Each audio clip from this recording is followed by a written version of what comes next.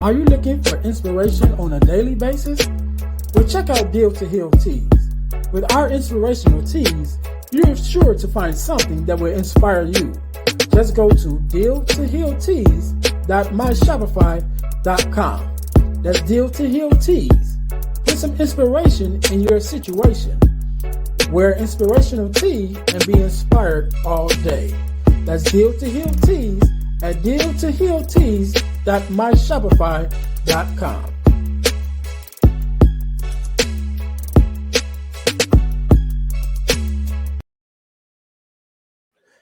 Hey guys, this is Earnest James, host of the Deal to Heal with E. James podcast, and I got a question to ask you. Could you buy me a cheeseburger? Better yet, could you buy me a value meal? Yes? Well, guess what? I don't need a value meal. However, for the cost of a value meal, you can support this podcast to keep us on the air. Just go to Patreon/Deal to Heal podcast and choose any one of the 3 tiers that's available. And if you just want to make a one-time donation, go to Cash App and make a donation to $EJames, the number 418. Make a one-time donation to the Cash App, or again, go to Patreon to support this podcast and keep us on the air. Thanks in advance. Be blessed.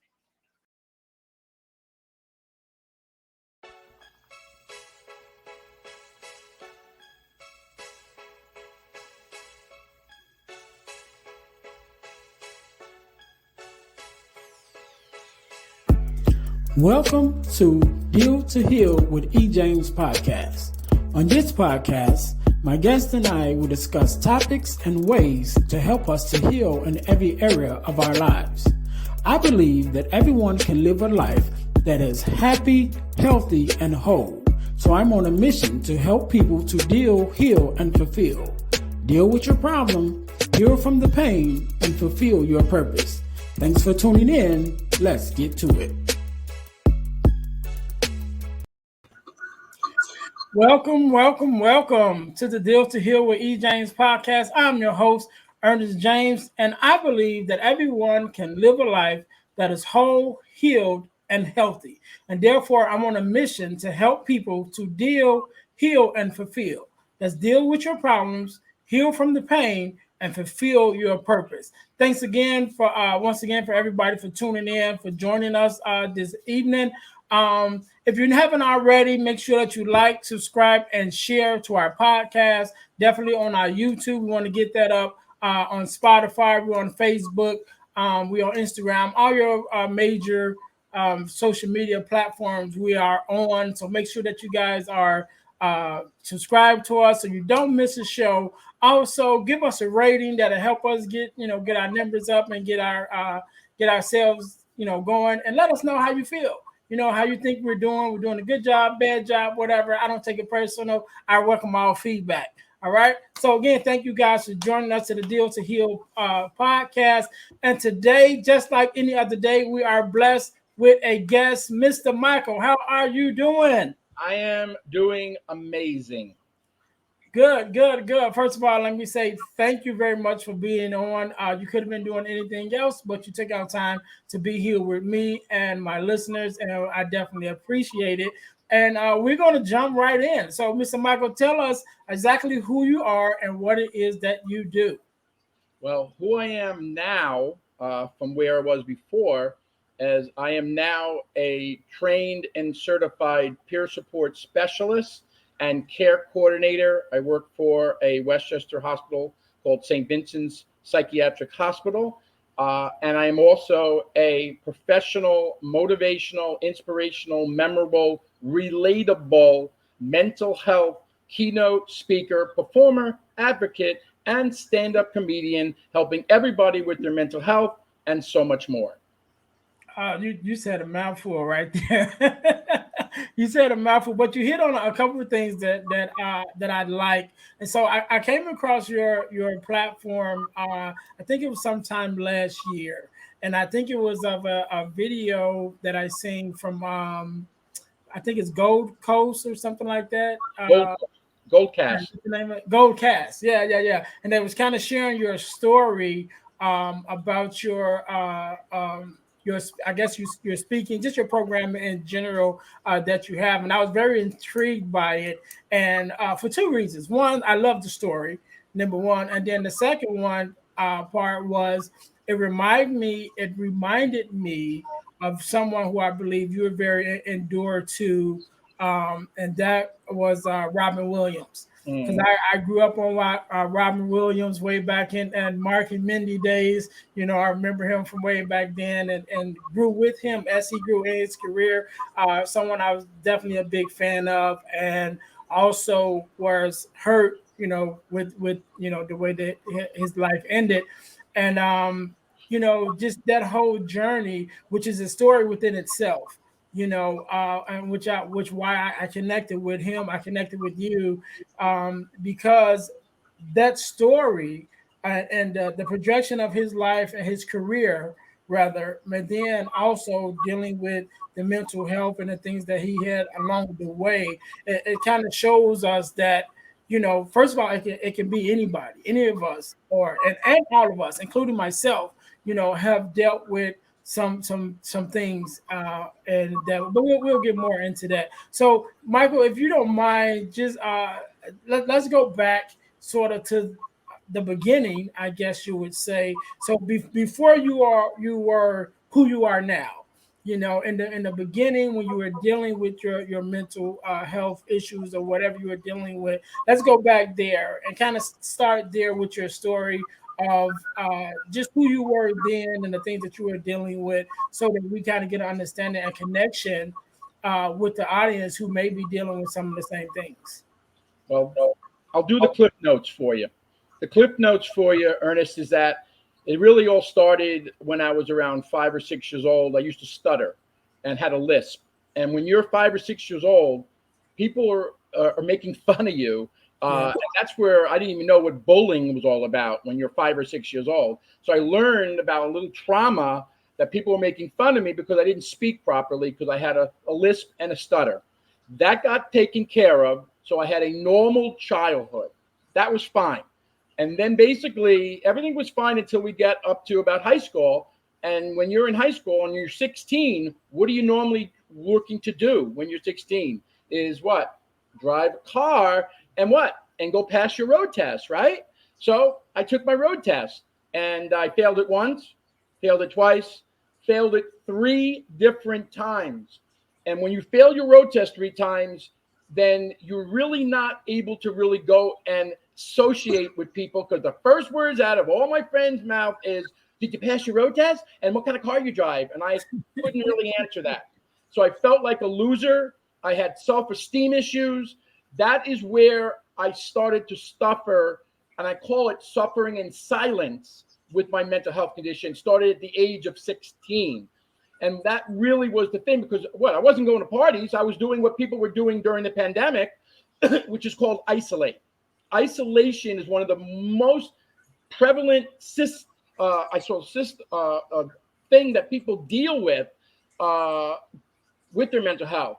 Now, during that time, so I suffered on and off with my mental health condition. I call it, and I don't call it mental illness. I don't like the word illness. I like to call it, from my good friend, Dr. Rob Kelly, it's either a mental health injury, mental health challenge, mental health condition, which is better than saying the word illness.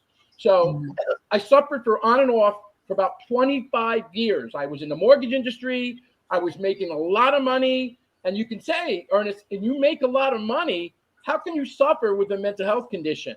Yeah, it does not discriminate if you make money or if you have no job or you're homeless or you're the biggest billionaire in the world. It doesn't discriminate. And we get into Robin in a minute, Robin Williams. But so I went for those 25 years of suffering in silence. I did not come out of the mental health closet until I was married with 2 young kids. And unfortunately, I had a wife, now an ex-wife, that basically did not support me. She did not believe that I had a mental health condition, which is basically the brain, remember? So what happened is I suffered so much with my marriage after the 5 years, which was okay, and verbal abuse all that stuff, and dealing on and off with my mental health condition, and being a commissioned sales rep. It's a tough job when you finally get diagnosed. After those 25 years, I went out of the mental health closet. I got diagnosed as depression / bipolar. So I did have a diagnosis, and I started to say that is who I was. And that's the problem, where a lot of people might have depression, anxiety, schizophrenia, whatever's going on, and they start using that label that that's who they are.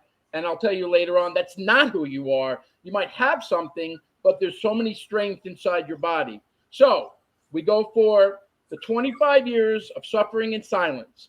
I was in the I was in the mortgage industry, and I dominated, made a lot of money, a lot of money. Even like in 2003, I made almost $500,000. Follow me here. I made almost $500,000, Ernest, and I'm still dealing with depression. Yeah. And then 5 years later to the day, this is after I came out of the mental health closet in 2008, January 2nd, 2008, I tried to take my life. And that's 5 years later. So what led up to that? And then for those years of the 15 years of suffering, not in silence anymore, but suffering with my mental health condition, which I came out of the closet after 25 years, it was a total of 40 years on and off of suffering and suffering in silence with my mental health condition. And for the audience to understand what are some of the other symptoms besides isolation, I had anger. I had a lot of worry. I was very depressed, the most depressed that I've ever seen. I call it the ticking time bomb. I even have one here that you can feel great, and then all of a sudden, in a couple of minutes, bang, the ticking time bomb goes off, and you're sick again. And then you start feeling a little better, and then bang, the ticking time bomb goes off. So these are the signs. I use a lot of props that I'll get into in my workshop, but that's how I felt. I couldn't continue. I couldn't get and stay mentally well, Ernest. So I suffered in silence for over 40 years with my mental health condition, came out of the closet after the 25, and I went and I did the triangle, which is what I recommend people to try first: the psychiatrist, the meds, and the talker. In my case, it was a therapist. So I was on that for 15 years, and I had these sadness, I had worry, I was doing this. This is called beating yourself up. I was no self-esteem. I put myself down, negative thoughts. These are just some of the symptoms that you go with when you're suffering with a mental health condition. And I went through so much, but the key was I couldn't get and stay mentally well during those 40 years. And that's really what one of the things that would happen at that particular time. Wow. So, yeah, and I resonate with some of your story, especially with the growing up myself. Excuse me. But I've come to be acceptable of my voice now, and most people say, "Oh, you got a nice voice" or whatever. But when I was younger, I had a real light voice. I still think it's light. Some people think it sounds okay, but I still like, it's a light voice. So I always get made fun of because my voice was so light, and which made me like, okay, I'm just gonna be quiet, and that way, if I don't say anything, then nobody will make fun of my voice. And so that with that same mindset, going through that puts me in my own sort of isolation, and now I'm sort of a loner. I got a big family, so that helped. And I did still have friends, in my life or whatever, but I still was self-conscious about my voice, even now, to get to the point now of even starting a podcast, and even being a speaker also, and even being a minister and preaching, that's using my voice. It is still was something that I still kind of dealt with, I think I'm more comfortable now, you know what I'm saying? Partly because I talk more now, and, I use a microphone, so I know they can hear me, No, you have a nice voice. You do, Ernest. Have a nice voice. Thank you. And so I'm a lot more comfortable of it now. But, like you, just having those things that you deal with as a child, and you can see how that plays out in your life. I didn't have a depression about it. I did deal with depression later on in my life, and even you mentioned suicide. I got to a point where I contemplated suicide. I didn't attempt it. Went through a deep depression after my mom passed away, and some other things happened. I talk about it all the time on the podcast, so they know my story. Yet and still, I like to definitely be open with myself, especially with my guests who also share their story, because I want people to be able to relate to us. We're just regular everyday people, and we're dealing with and have dealt with, and some of us like yourself has came out on the other side of some things. And one thing that I always say is that when we're going through something, God gives us the choice whether we're going to be a victim of that circumstance or we're going to be a victor of that circumstance. And those of us who come out on the other side as the victor, he then gives us the job to go back and help those that are still victimized by what we came out of. And so that's one of the things that I'm very glad, we're having you on, because you are an example of that, of going through some things and dealing with some things and then coming out on the other side and not just saying, yay, good for me, but then turning around and says, now let me go back and help those, who are still going through it. So I wanted to go back a little bit. And, we talked about the isolation and even this pandemic, and for some people, I'm sure this pandemic, what I'm saying, it just has been, I can't even imagine, especially those that are in dealing with isolation and dealing with depression, and then to be in a place where now you're like cut out from everybody, what I'm saying? So I can imagine how, it may have affected a lot of people. So in your experience and just with the people that you may have come across, during this pandemic, what is some of the things that, people are dealing with just as a result of being in this pandemic with their mental health? Well, first of all, mental health conditions, suicide, and opioid use and addiction have been skyrocketing. Okay, let's just get that out there. And the problem is, I wish our government can do more about it, and that's why I can't clone myself. I wish I can clone and have more of me going all over every state to do that, but I can't. I'm only one person. But the point is that this pandemic has made so many people lose their jobs, then stay in the same relationship together where people now are divorcing. There's so many things. And then people, they don't know what to do. So they'll just do more addiction, do more drugs, or you know what? I'm going to think about maybe even taking my life. And that is really one of the biggest things. We were having a pandemic, 2.5, and we need somebody like myself that, I haven't got to the good part yet. But the thing is, somebody that has been there and done it.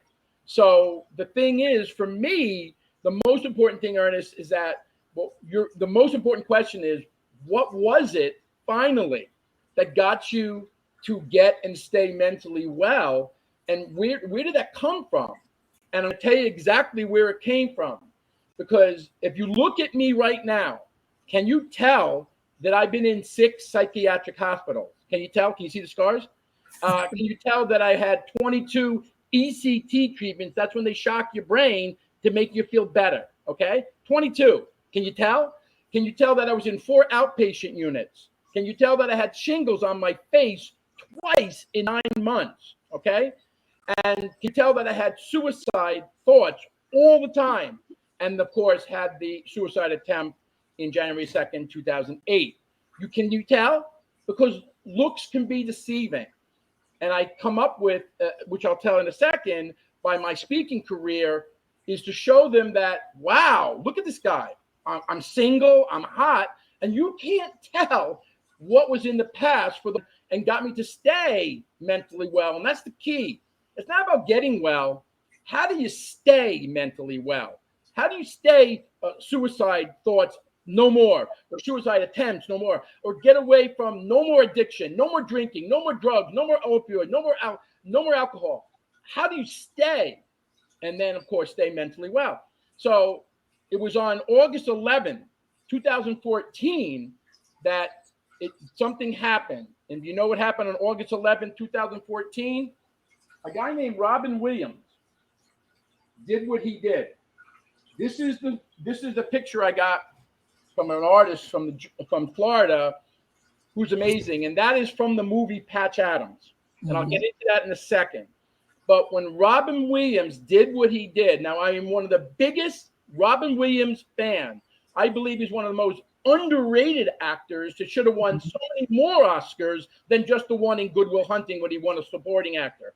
That's number one. Number two, there was nobody in the planet that is improv comedian as good as Robin. Robin was the quickest you can ever get.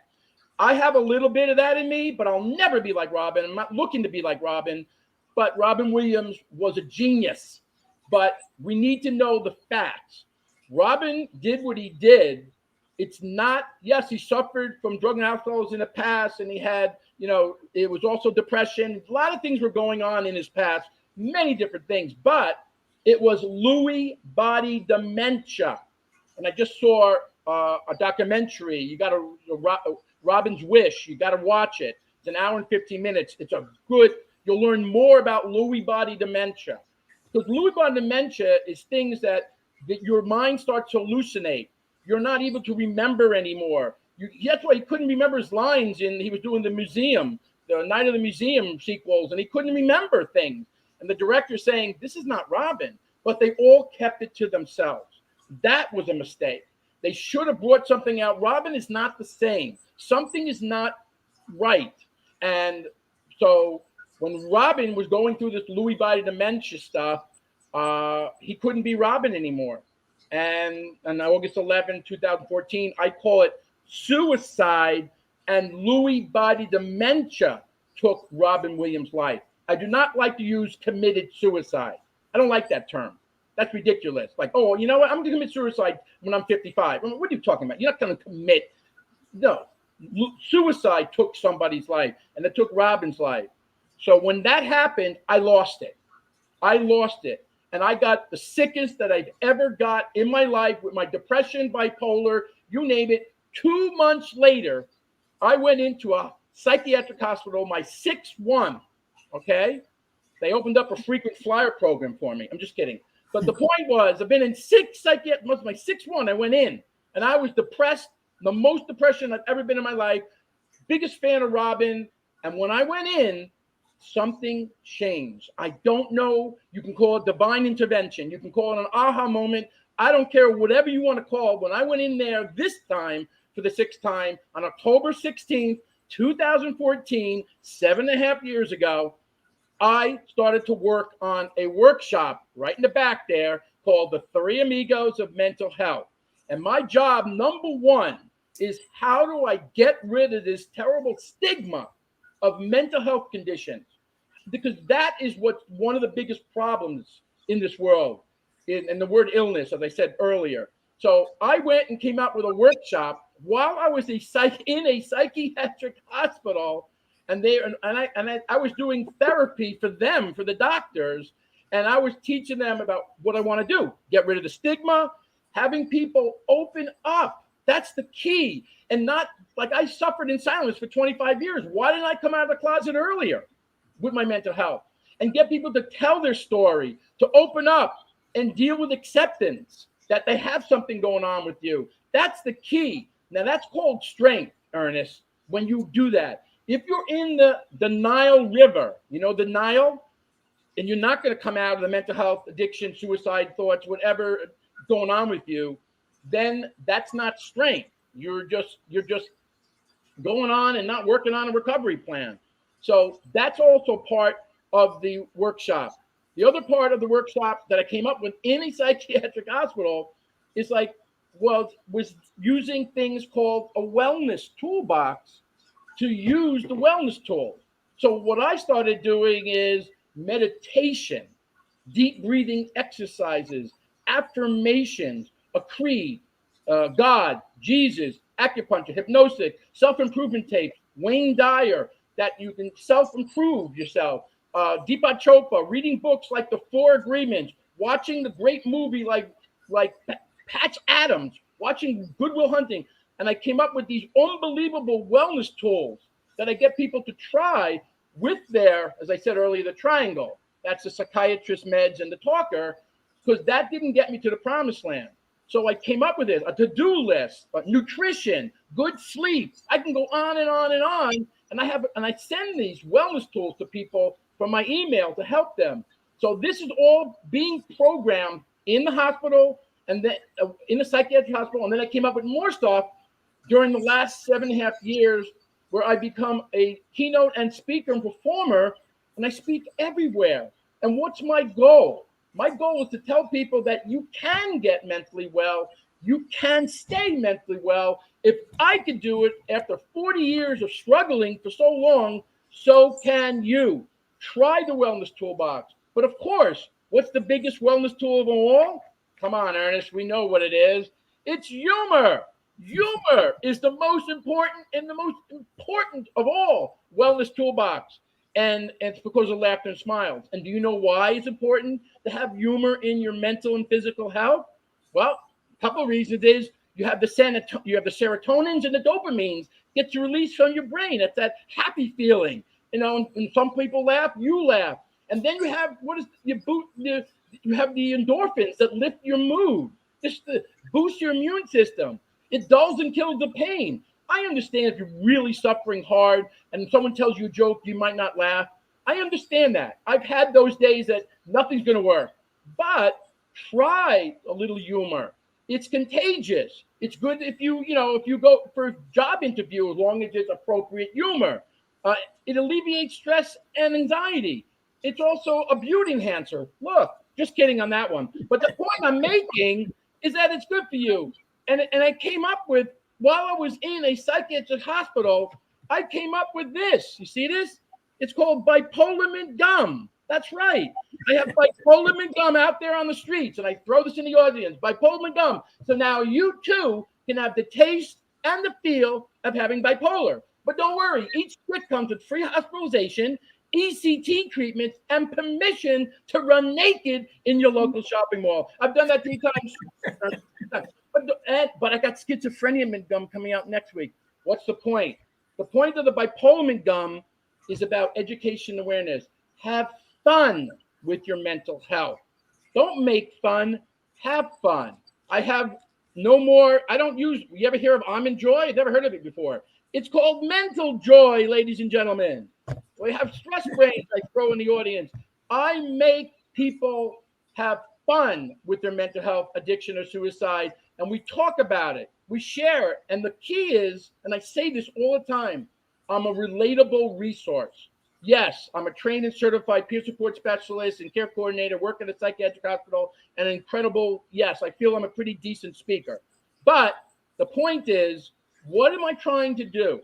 Yes, I want to help everybody with their mental health, addiction, and suicide to get the help they need. Maybe try some type of wellness tools, maybe use some type of humor. And these are the things to try to get you to stay mentally well, suicide-free, and addiction-free. That's the key. But what's the most important thing, why I'm doing this? If you say it's because of the money, wrong answer, Ernest. It's not about the money, ladies and gentlemen. The definition of success by Michael Weitzman, Bit Belong No Longer, and eventually I'll tell you a little bit about Mrs. Staying Alive. But it's all about what? Michael is using his life experiences, right? What are life experiences about?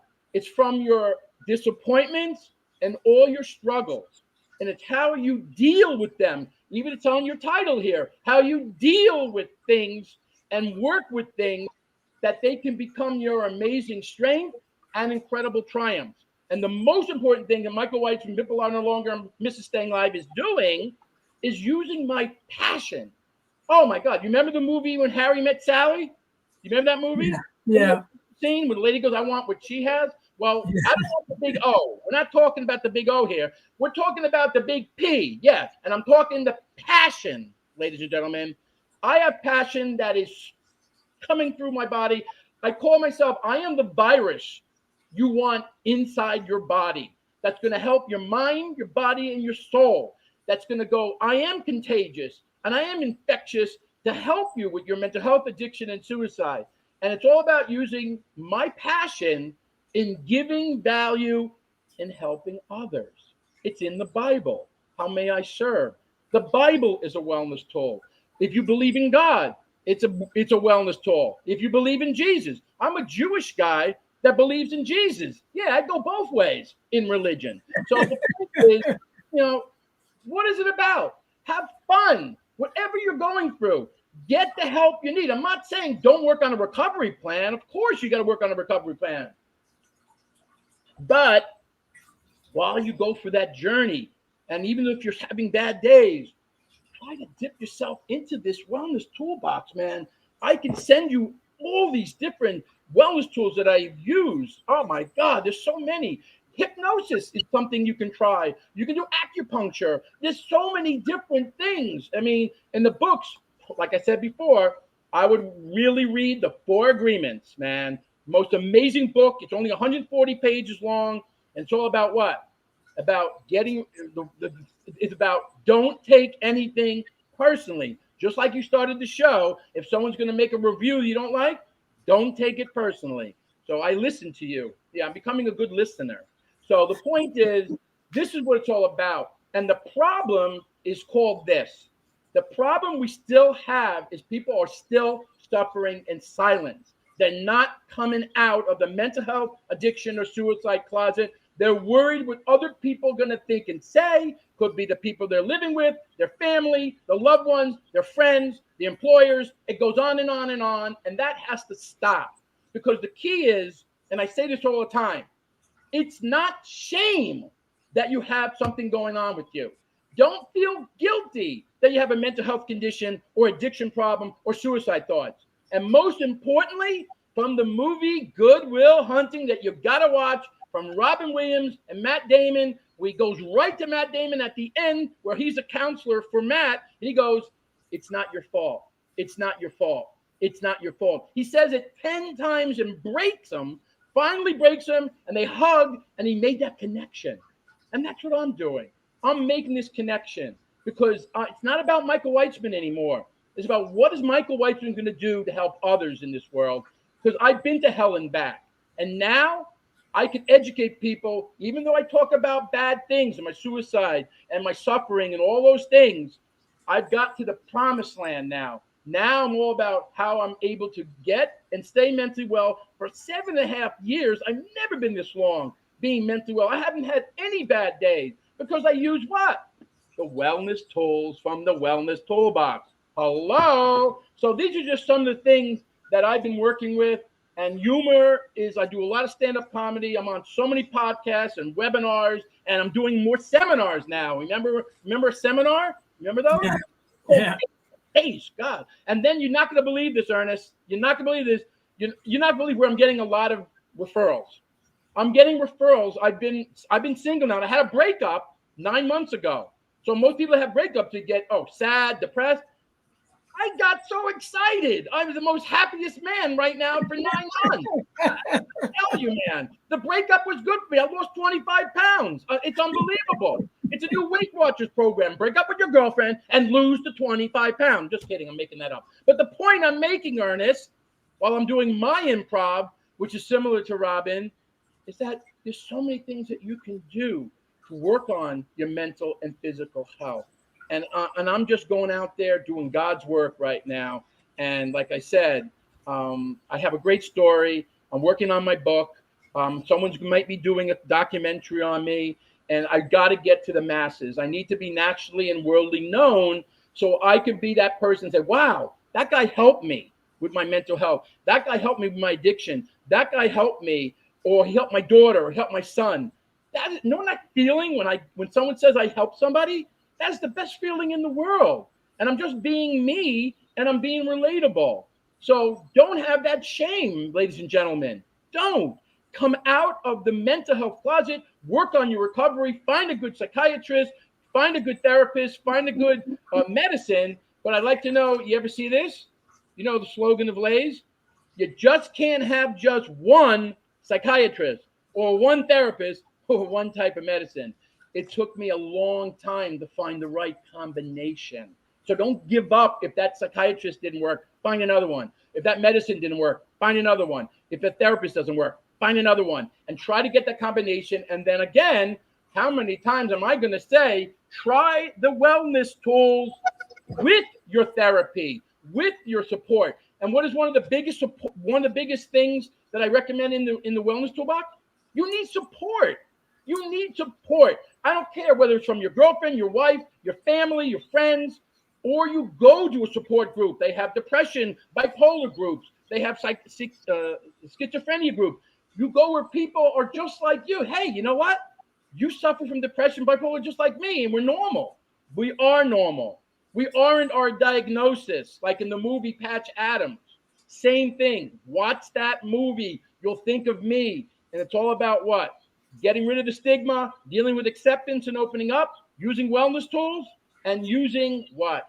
Humor to as your biggest wellness tool to get and stay mentally well. Man, Mike, drink some water, man. Take a prayer off, man. You said a whole lot, man. I love it. I love it. You hit on a lot of things that I definitely resonated with me, especially when I was going through my depression. And I'll share a little with you. I've shared it on the podcast a lot of times, but I was going through a divorce. I was in debt, which led me to go into depression. Then my mother-in-law at the time, who I was very close to, passed away. And then 3 years later, my mom passed away. And so with all those things, one after another, kind of, packed up on me, I went into a deep depression, and, it was kind of in this dark place. And I contemplated, committing suicide. And one of the things that I tell everyone, you have to find something or someone to live for. And that someone for me was my daughter, who was probably only like 7 at that time. And, at that time, my daughter was my shadow. Everywhere I go, she went, and it was like, that's your twin. Everybody would say, that's your twin and things like that. And she was always with me. And so it took me thinking of her, like, what is going to happen to her if I'm gone? Yep. She at that moment, she had already lost a lot of people, a lot of loved ones at that young age, including both of her grandmothers at that time. And I'm like, so now what's going to happen if she loses me, which is the closest person that's with her all the time, not taking anything away from her relationship with her mom, but daddy's little girl. She was with me all the time. And I'm like, if I'm not here, where is that going to leave her?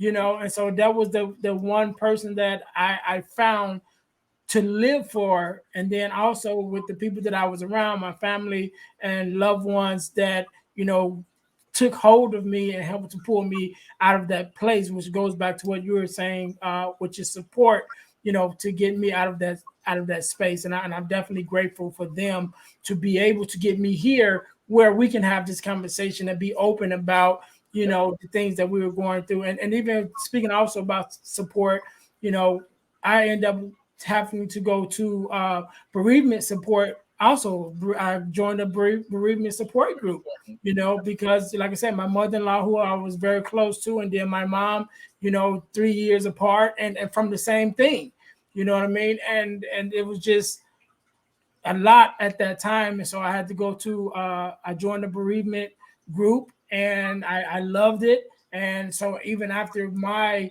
sessions were done, I then volunteered and became a volunteer at the bereavement group, helping others and sharing my story with other, families as they came in dealing with their own grief and things. And so I love it, Mike. I love your story, man. I thank you again for being here. But before we go, I see the sign behind you, and I know a little bit about it, but I want you to give us a little bit about your program, and the Three Amigos. I think you mentioned you were working on a book. So give us a little bit about that, and I'll let you have the last words, but definitely tell us some more about your program.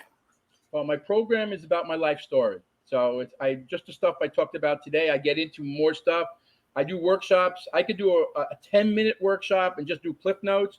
I could do a 30-minute, hour. The best is either an hour and a half to do my workshop presentation called The Three Amigos of Mental Health. But it's important to what the three amigos are of mental health. The first amigo is somebody that's suffering with a mental health condition. The second amigo of mental health is someone that's suffering in silence with their mental health condition. And the third amigo of mental health is someone that doesn't suffer at all. I go, congratulations, mazel tov. Great for them. But those are the people that need the bipolamin gum, or they need to know what it tastes like and what it feels like, so they can be more understanding and loving to the friends and family that they know that are suffering. And that's the big key, because when I was going through major depression, I was yelling at people. It was my disease talking. And a lot of people just want to stay away from someone that's mentally ill. Okay. And I'm sick of that. It's part of the disease, and it's hard, and you have to deal with it both ways, if you're the one that's suffering or not suffering. So I try to get the three amigos, the one suffering in silence, and the one that are not, to all get together and support and help one another by being friends, amigos. So I am speaking all over, from at clinics, hospitals. I'm trying to get back into the schools. The pandemic has made it very tough getting into schools now, still with the COVID, and they're not doing as many face-to-face.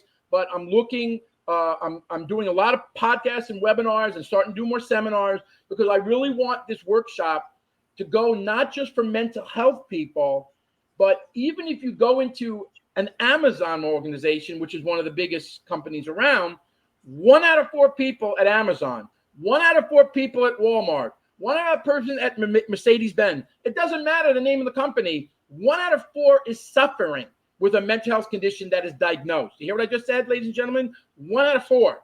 Now, how many are suffering in silence? We don't know. It could be another 0.25%. That 330 million people live in the United States. Half of them are suffering with a mental health condition. And what is being done with programs? Do we have anything in the schools? Not really. Do we have anything that the government is working on? Nope. First thing in the budget they cut is mental health. So something needs to be done. And that's why I said, I wish I could be a clone, and I wish I can be cloned and go to all over and do it from a different point of view. A fun, relatable, different approach using props. There's my brain, mental joy. I throw things in the audience. I make it such a fun experience when you're listening to Three Amigos of Mental Health, the bad stuff that started my life, which I suffered in silence, and then how it's been unbelievably blessing for the last 7.5 years of staying mentally well. And I want to share that with my audience, because they deserve some other ideas instead of the regular, well, let's just take medicine, see a psychiatrist and a therapist. Okay, nothing wrong with that, but that didn't get me to the promised land, Ernest. It didn't get me there. It was doing the other things, having a to-do list, having a backup plan, having support. I wouldn't be sitting here right now, Ernest, if my parents, they were my biggest support staff. If I didn't have my parents, I wouldn't be alive. Unfortunately, my dad died 3 years ago, and my mom died 5 years ago. But I was their best sibling, their best son that was supporting them when they got old and they got sick. I was there for them since they were there for me. I had to do the line. It's like the circle of life in The Lion King. I had to do it back to my parents. So thank God I didn't need bereavement or anything like that, because I was very mentally well. And it's all about staying mentally well, ladies and gentlemen. And that is why, even if you had stuff in the past, in the pain, you can go further. And it's all about going further. Never give up. And I never did, even though I suffered for over 40 years with my mental health. Man, Mike, I'm just full, man. I'm full of all your information. I love your story. I love what you're doing. I want to thank you, first of all, again for being on. I know it was a time, from our first contact until getting you on, but I'm glad that we were able to get it, work it out where you could be on and be one of my guests. For those of us those who may be listening, who may want to follow you, keep in touch with you, and definitely, come to something that you're doing, including myself. So definitely when you're in Chicago, let me know, You did that on Instagram today with me. Yeah. So anything that you have going on, but for those who want to follow you, what are your social media handles and those things and all of that? And again, I want to say thank you for being on, and I'll let you have the last word. Last word, they can contact me, Michael Weitzman, YouTube. You can find Michael Weitzman on Instagram, Twitter, Facebook. I'm all over the place, and I can send information to you. My email, which is very important, email me, mweitzman, that's WEITZMAN, mweitzman3@gmail.com. You can call me. Like I said, I'm meeting so many people on dating sites. I didn't get into that. That I'm helping the women that I didn't even go out with anymore. I'm still helping them and their own children with their mental health. That's how prevalent mental health conditions are, even in the dating sites. So just contact me, 914-523-5766. All over. I'll send you my wellness tools. I'll send you all these amazing books and movies that you got to watch that will help you and motivate and inspire you, because that's what I'm all about, to help you with your mental health, addiction, and suicide. And it's all about what? Using the passion to give value to help others. And you definitely have the passion, Mike. I'm so glad that we met. So glad to have you on. And just a tidbit: my favorite Robin Williams movie. Can you guess? Awakenings. Nope. Insomnia. Which one? Insomnia. Oh, with Al Pacino. And the reason why, because that character that he played was so different than all the other characters that he usually played, and I was just like, oh, I love it. His favorite? You know what his favorite was? What was that? The one he didn't do one stitch of comedy. Awakenings. Okay, I'm gonna have to look that one up. Robert De Niro is amazing in that movie too. You got to watch Awakenings. You got to watch Good Will Hunting. You got to watch Patch Adams. You watch Patch Adams, you'll remember it's a similar story to me. He came up with being a medical doctor when he came out of a psychiatric hospital. I decided I wanted to go in the mental health field, not be a medical doctor. So there's similarities there with Patch. Robin is so in my life still. I got other pictures of him with all his roles that he had. And all I can say is thank you so much, Ernest, for letting me be able to have a platform to speak on your show. And thanks for being with us, making it a great show together. No problem. Again, thank you, Mike, for being on. Everyone, to all of my listeners, I want to say thank you guys for tuning in to the Deal to Heal with E. James podcast. And, you guys know our mission is to help people to deal, heal, and fulfill, to deal with your problems, to heal from the pain, and to fulfill your purpose. So until next time, we will see you guys next week. Hey guys, I know you're enjoying the podcast. However, don't forget to join our text line at 866-326-0730. That's 866-326-0730 in order to receive text messages with new events and things that is going on and new episodes as they release. All right, see you in a minute. Thanks for listening to the Deal to Heal with E. James podcast. Remember to listen, like, subscribe, and share. This episode has been brought to you by Deal to Heal Teas. Put some inspiration in your situation. Wear an inspirational tea and be inspired all day. Let's go to dealtohealteas.myshopify.com. Remember, our mission is to help you to deal, heal, and fulfill. Deal with your problem, heal from the pain, and fulfill your purpose. Thanks for listening.